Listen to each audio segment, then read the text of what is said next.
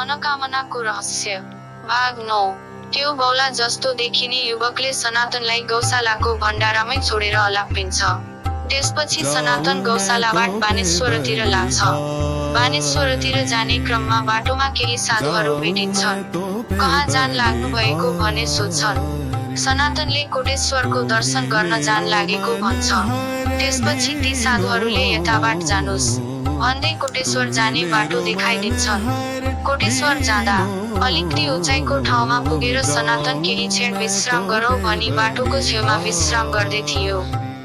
उसको मनमा एउटा कुरा खेल्छ। धरतीबाट नभए पनि आकाशबाट आउँछन् भगवान। यतिकै सोचेको थियो। काठमाडौँको उत्तरपट्टिको आकाशबाट सयौंको संख्यामा प्यारासुटहरू खसे। आकाशमा लस्करैसँग उडे। ती प्यारासुटहरू नेपाली सेनाका रहेछन्। कस्तो अचम्म, मनले सोच्न भ्याएको छैन। बाहिर दृश्यमा त्यस्तै खालका दृश्यहरू देखिन्छ। सनातन एकछिन त सोचिरहन्छ, के म साँच्चै पागलै भएको हो त? होइन, यस्तो के भइरहेको छ भन्दै सनातन अघि बढ्छ। केही समयपछि कोटेश्वर मन्दिर परिसरमा पुग्छ।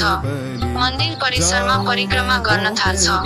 परिक्रमा गरेर मन्दिरको अगाडिपट्टि द्वारमा उभिएर प्रार्थना गरिरहेको हुन्छ। त्यसै बेला दुईवटी महिला हेर्दा अत्यन्त सुन्दर, मानौ स्वर्गबाट भर्खरै झरेकी अप्सरा जस्तै। हातमा फूलपाती हाल्ने पूजाको थाली जलको कलश लिएकी, आँखा अत्यन्त चञ्चल मिलिक मिलिक गर्दै हेर्दै। सनातनलाई एउटीले भनिन्, ओ बाबाजी, के छ, मसँग बिहे गर्ने हो।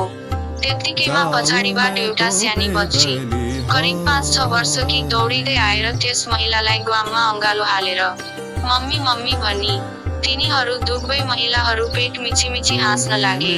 सनातन लाजले रातो पिरो हुँदै पिपलको बुटा पछाडिपट्टि रहेको कोटेश्वर मन्दिरको पुजारी निवासतिर लाग्यो। करिब 3-4 घण्टा जति पुजारी निवासको छतमाथि शीतल तापेर पुजारीसँग धर्मकर्मका कुरा गर्दै विश्राम गर्दै गर्दा साँझको 5 बजिसकेछ। त्यसपछि कोटेश्वरको पुजारीले भन्न लाग्यो, महाराज, हाम्रो यहाँ त बास बस्ने व्यवस्था छैन। हामी पुजारीका जहान मात्र जसो तसो अटाएर बसेका छौं। परदेशीहरूको लागि केही व्यवस्था छैन।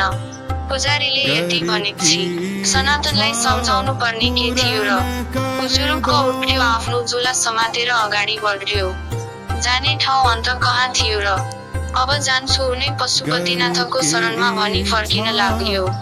फर्किँदा